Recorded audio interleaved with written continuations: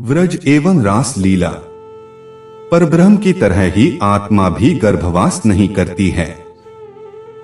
अत परमधाम से ब्रह्म सृष्टियों की सुरता अपने मूल परात्म के तनों को छोड़कर ब्रज में युवा गोपियों के तनों में बैठ गई।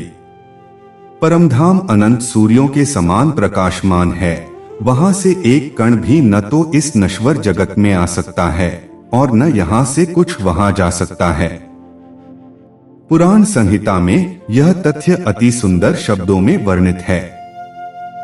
12,000 सखिया जो अक्षरातीत की अंगना हैं, माया का खेल देखने की इच्छा से इनकी मनोवृत्ति सुरता गोकुल में गई।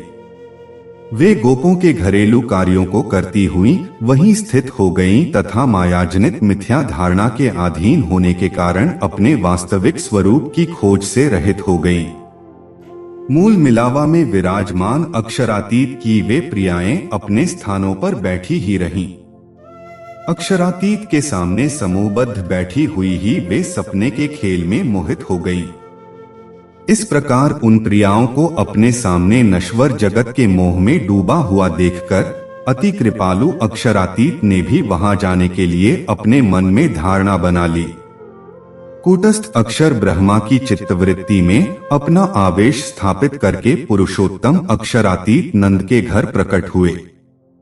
इस प्रकार 11 वर्ष 52 दिन तक श्री कृष्ण जी के तन में विराजमान अक्षरातीत ने अपनी आत्मा स्वरूपा गोपियों के साथ प्रेम लीला की।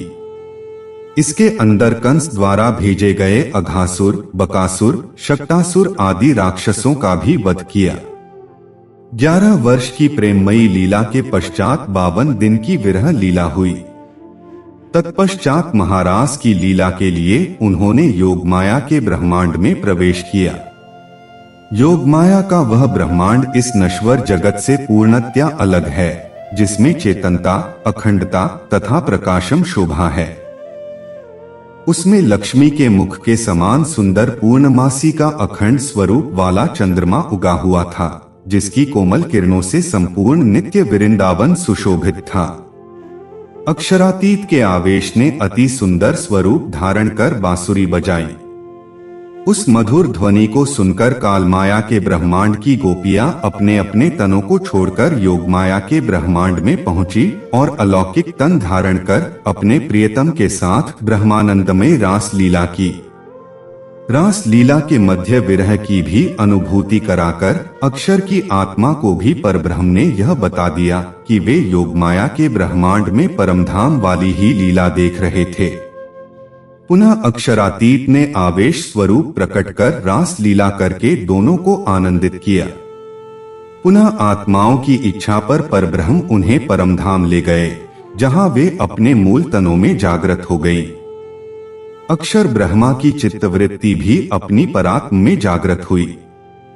ब्रह्म सृष्टियों की माया देखने की इच्छा अभी पूरी न हो सकने के कारण उन्हें पुनः इस नश्वर जगत में आना पड़ा। इस व्रज, रास एवं जागनी लीला में अक्षर ब्रह्मा की सुरताएं भी साथ साथ रही हैं।